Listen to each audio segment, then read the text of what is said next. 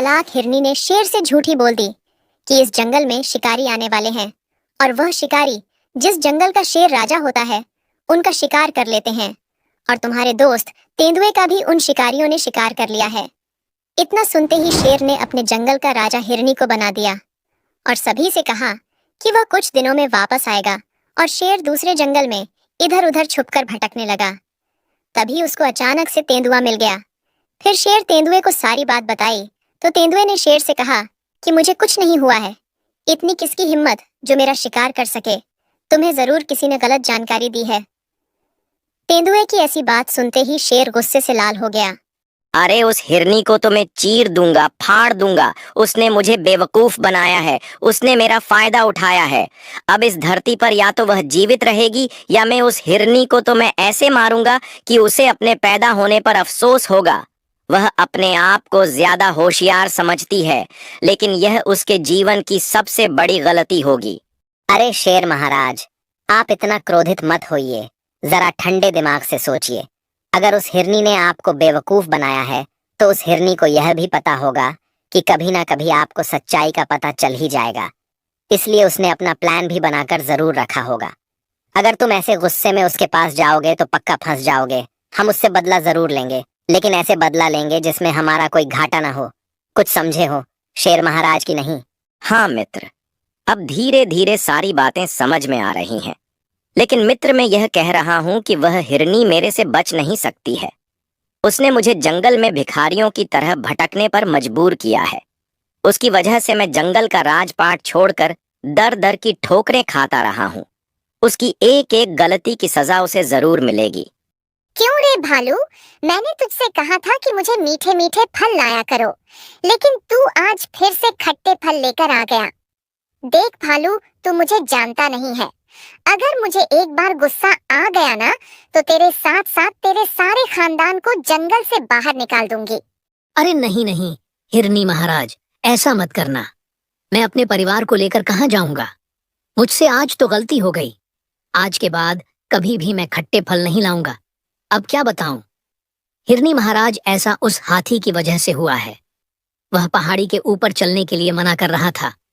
मैंने बार बार उस हाथी से कहा कि पहाड़ी के ऊपर वाले बगीचे में अच्छे मीठे मीठे फल लगे हुए हैं, वहीं पर चलो, वरना हिरनी महाराज नाराज हो जाएंगी। लेकिन उस हाथी ने मेरी एक न मानी। ये सब उसी की गलती है। आज से मैं पहाड़ी के ऊपर वाले बगीचे के ही फल लाऊंगा। आप फिक्र मत कीजिए, आप बस हमें एक बार माफ कर दीजिए। आगे से आपको शिकायत का मौका नहीं मिलेगा। हाँ हाँ ठीक है, अब ज्यादा सफाई देने की जरूरत नहीं है, मुझे सब पता है।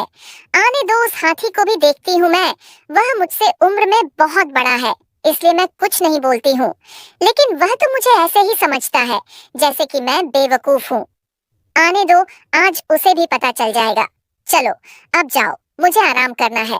अच्छा रुको रुको, उस गड्ढे का क्या हुआ? अच्छे से पूरा ढक दिया ना उसको तुमने? जी हिरनी महाराज, मैंने आपके बताए अनुसार जैसे जैसे आपने बताया था वैसे वैसे मैंने कर दिया है। पूरा गड्ढा भी हो गया और गड्ढे को अच्छे से ढक भी दिया है। आपका काम कंप्लीट हो गया है, आप उसकी फिक्र नहीं करो। अच्छा ठीक है, और सुनो, तुम उस लोमड़ी को अच्छे से बता देना ताकि वह गड्ढे की रखवाली करती रहे। अगर उसने अच्छे से रखवाली नहीं की तो उस गड्ढे में हमारे जंगल का कोई जानवर गिर भी सकता है। अगर गड्ढे में हमारे जंगल का कोई जानवर गिरा तो उस लोमड़ी की खैर नहीं। उसे अच्छे से बता देना, और कल अच्छे मीठे मीठे अमरूद लेते आना, बहुत दिन से नहीं खाए हैं। सुनो हाथी, तुम बात को संभाल लेना। हिरनी तो आज बहुत गुस्सा हो रही थी, बोल रही थी कि आज के बाद अगर खट्टे फल लाए तो बहुत बुरा होगा। मैंने तो हिरनी से बोल दिया है कि हाथी ने पहाड़ी पर जाने से मना कर दिया था, इसलिए आज के खट्टे फल हैं। अगर हिरनी कुछ कहे तो तुम भी कुछ बातें बना देना। और सुनो लोमड़ी, हिरनी महाराज ने तुम्हें भी एक आदेश दिया है कि तुम आज से उस गड्ढे की रखवाली करना, ताकि उसमें कोई जंगल का जानवर गिर ना जाए। अगर उसमें कोई जंगल का जानवर गिर गया तो उसकी जिम्मेदारी तुम्हारी होगी। समझ गई कि नहीं? हाँ भालू भैया, मैं तो समझ गई हूँ, लेकिन मुझे तो यह समझ में नहीं आ रहा है कि उस हिरनी ने जंगल के बीच रास्ते में गड्ढा क्यों खुदवाया है और उसके ऊपर ऐसी लकड़ियाँ क्यों रखी हैं जिससे कि कोई भी जानवर उस पर थोड़ा सा वजन रखते ही उस गड्ढे में गिर जाएगा। मेरी तो कुछ भी समझ में नहीं आ रहा है। कहीं यह हिरनी महाराज पागल तो नहीं हो गई है? और अगर एक कुछ दिन और हमारे महाराज ये हिरनी रही तो हम लोगों को पागल जरूर कर देगी। अरे नहीं नहीं लोमड़ी, ऐसी बात नहीं है। जब तक हिरनी हमारे महाराज है तब तक हम सुरक्षित हैं, क्योंकि तुम्हें पता नहीं है क्या, जिस जंगल का राजा शेर होता है उस जंगल पर शिकारी हमला कर रहे हैं। मैंने यह भी सुना है। यही कारण है कि शेर इस जंगल को छोड़कर चला गया है और पूरा राज्य हिरनी को सौंप गया है। उसमें कुछ तो बात होगी, तभी तो शेर ने उसे अपना राज सौंपा। हमें हिरनी की बात माननी ही पड़ेगी। अच्छा अच्छा, ठीक है। मैं कौन सा ये बोल रही हूँ कि मैं हिरनी महाराज की बात नहीं मान रही हूँ। मैं तो बस ऐसे ही बोल रही थी।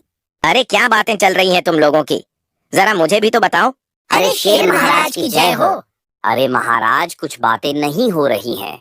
हम सभी को उस हिरनी महाराज ने कुछ आदेश दिया था, उसी के बारे में हम लोग बातें कर रहे थे। आप कहाँ गए थे महाराज?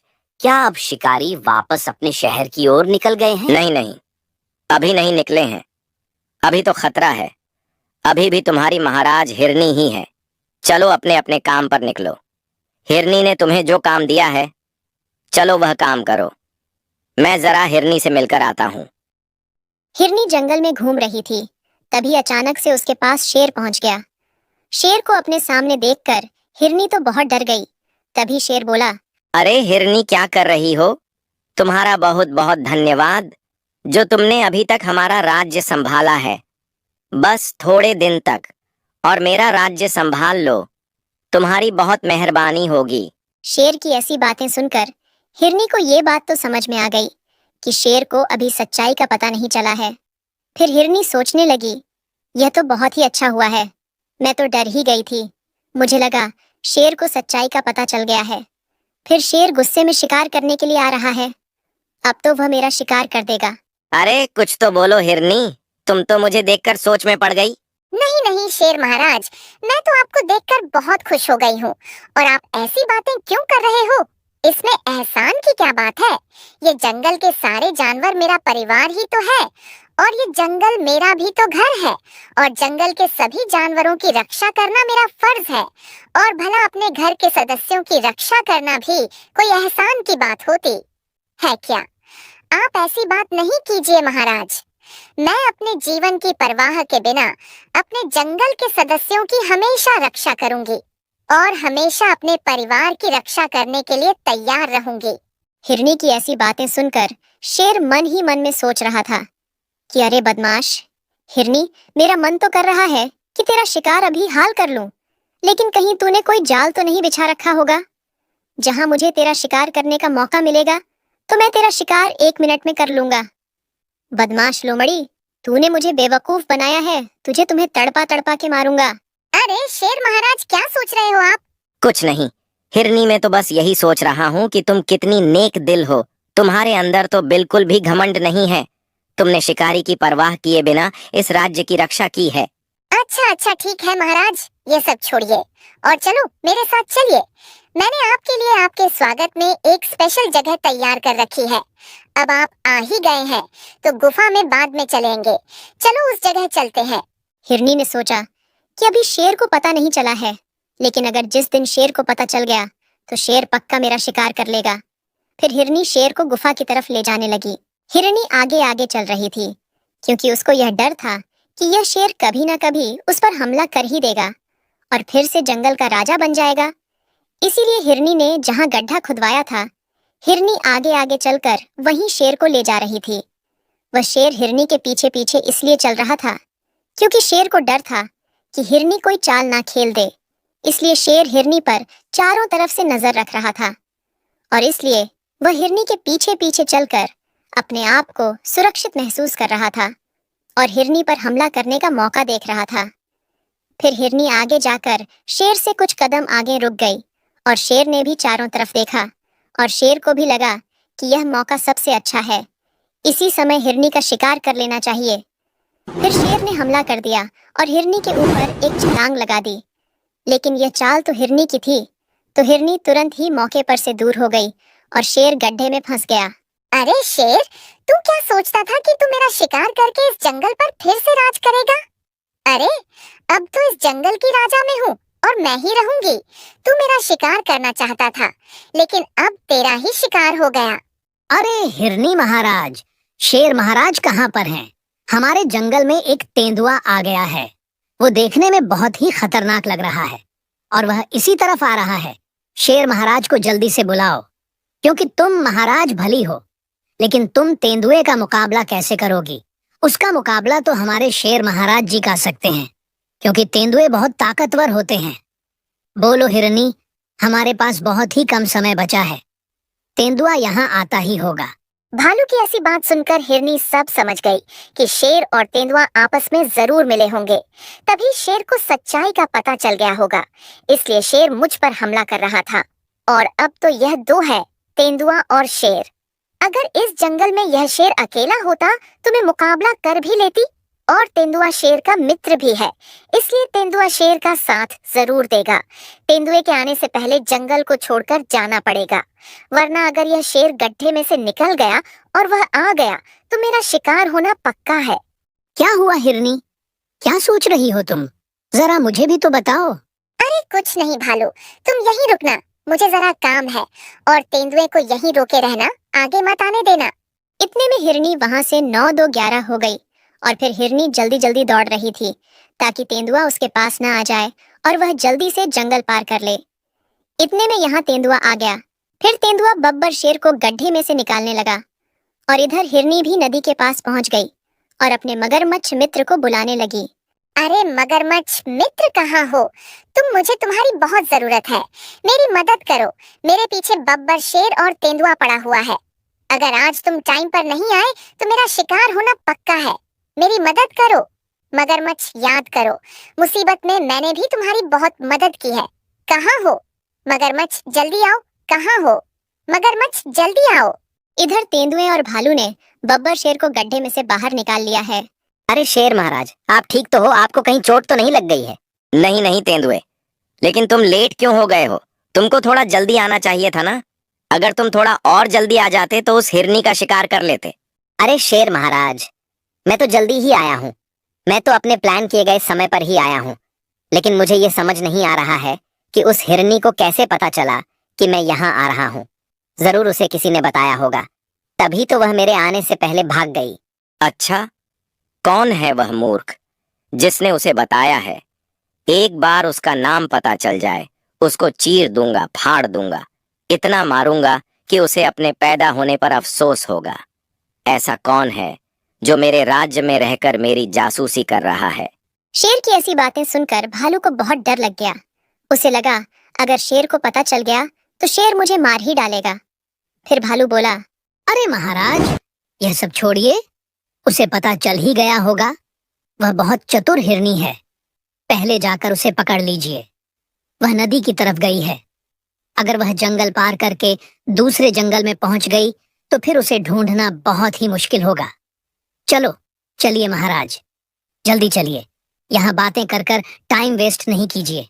फिर तेंदुआ और बब्बर शेर नदी की तरफ निकल गए और इधर हिरनी मगरमच्छ को बुला रही है और मगरमच्छ अभी तक नहीं आया है। हाँ बताओ हिरनी, क्यों चिल्ला रही हो? क्या हुआ है? अपने गले को थोड़ी शांति दो। ऐसे चिल्लाओगी तो गला खराब हो जाएगा। बताओ हिरनी, क्या काम है? अरे मतलबी दोस्त, तुझे शर्म नहीं आती है? जब जब तू मुसीबत में पड़ा है तो मैंने तुम्हारी मदद की है, और आज मैं मुसीबत में हूँ तो तुम एक भी बात मेरी सुन नहीं रहे हो। आज मुझे पता चल गया है कि तुम मतलबी दोस्त हो। अभी क्यों पानी में से निकले हो? मेरा शिकार हो जाता, फिर निकलते। जब शेर और तेंदुआ मेरा शिकार करता तो तुम देखते, और भी ज्यादा मजा आता तुम्हें। अच्छा अच्छा मित्र, ऐसी बात है। चलो तो आओ, जल्दी और बैठो। मेरी पीठ पर मैं तुम्हें नदी पार करा देता हूँ। अपनी बातें तो बाद में होती रहेगी। अगर तेंदुआ और शेर आ गया तो मैं भी कुछ नहीं कर सकता हूँ। इधर शेर और तेंदुआ जल्दी जल्दी आ रहे थे। जब तक शेर और तेंदुआ नदी तक पहुंचे तो लोमड़ी ने मगरमच्छ की पीठ पर बैठकर नदी पार कर ली। और दोस्तों, शेर और तेंदुआ हिरनी से बहुत ज्यादा ताकतवर है। फिर भी चालाक हिरनी शेर और तेंदुए से बच गई और हिरनी ने अपनी बुद्धि के बल पर जंगल पर राज भी कर लिया। इसीलिए बुजुर्ग लोग कहते हैं कि बल से ज्यादा बुद्धि बड़ी होती है। दोस्तों, कहानी अच्छी लगी हो तो ऐसे ही और नई नई मजेदार कहानियों के लिए वीडियो को लाइक और चैनल को सब्सक्राइब जरूर करें।